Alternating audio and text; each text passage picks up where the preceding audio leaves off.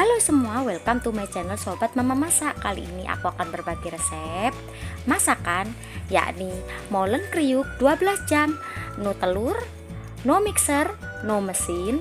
Ini satu resep jadi 32 biji ya. Yuk langsung aja kita masak. Ini aku pakai 100 ml air dingin ya.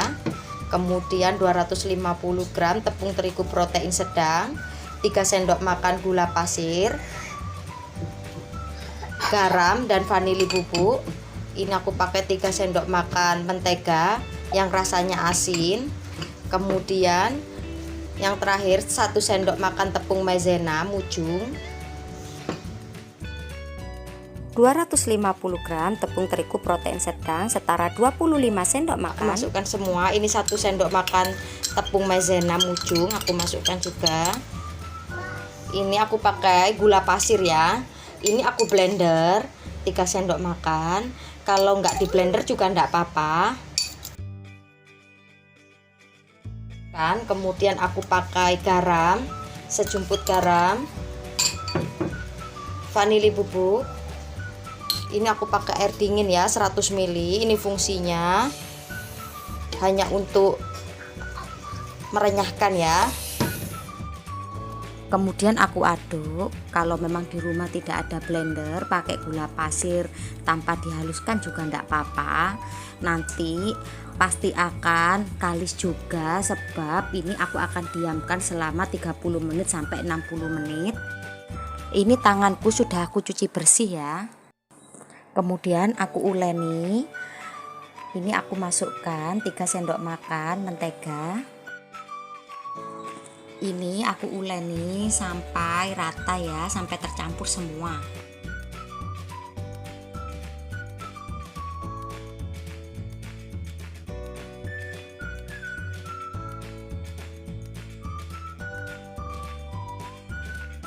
Ini aku diamkan dulu ya selama 30 menit sampai 1 jam.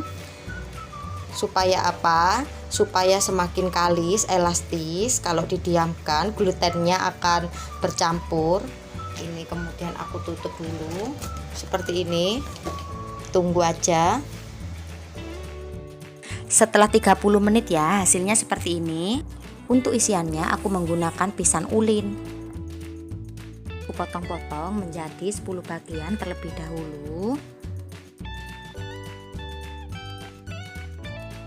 Ini aku pakai pemotong khusus adonan roti, sehingga alas rotinya tidak akan sobek. Langkah awal adonannya aku giling menggunakan gilingan roti. Kemudian aku rapikan adonannya. Ukurannya 5 cm x 20 cm. Ini letakkan pisang di adonan, kemudian ujung kulit aku rekatkan ke tengah pisang dan digulung ke bawah, lalu naikkan ke atas. Setelah selesai baru rekatkan ujung-ujungnya dan pinggir-pinggirannya ya. Aku ulangi lagi langkah awal adonan digiling menggunakan gilingan adonan seperti ini. Kemudian aku rapikan dengan menggunakan pisau adonan kira-kira 5 cm x 20 cm. Letakkan pisang di adonan, kemudian ujung kulit aku rekatkan ke tengah pisang dan digulung ke bawah, lalu naikkan ke atas. Setelah selesai baru direkatkan ujung dan pinggirnya ya. Pilih pisang yang tingkat kematangannya pas. Jika terlalu matang nanti akan berair, jika masih mentah nanti akan asam ketika dimakan. Adonannya lebih bagus tidak usah menunggu sampai adonan selesai dibentuk semuanya ya. Jika sebagian telah dibentuk bisa langsung digoreng. Ini terakhir ya, aku beri contoh bentuk adonan molen supaya hasilnya cantik. Letakkan pisang, kemudian ujung adonannya aku taruh di tengah pisang, digulung-gulung seperti ini dari bawah, naik lagi ke atas dan ditekan-tekan ujungnya supaya hasilnya tidak lepas, nanti ditekan terus. Nah, ini hasilnya cantik ya. Tuh, cantik.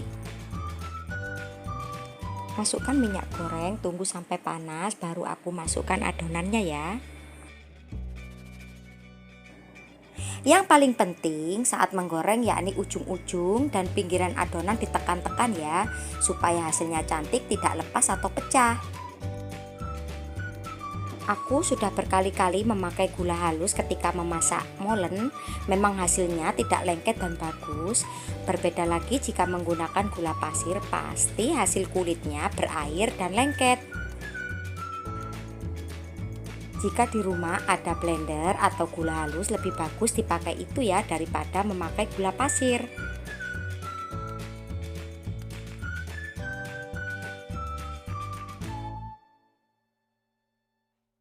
Ini aku masak sampai kuning kecoklatan.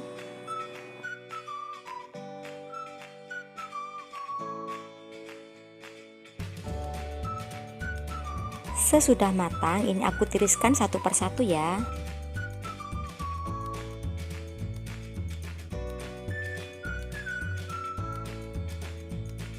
Ini aku pindahkan ke wadah yang dilapisi kertas merang. Fungsinya supaya minyak bisa menyerap sempurna di dalam kertas.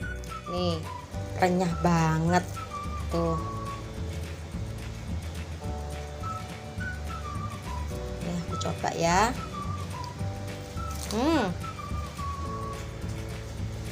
Enak.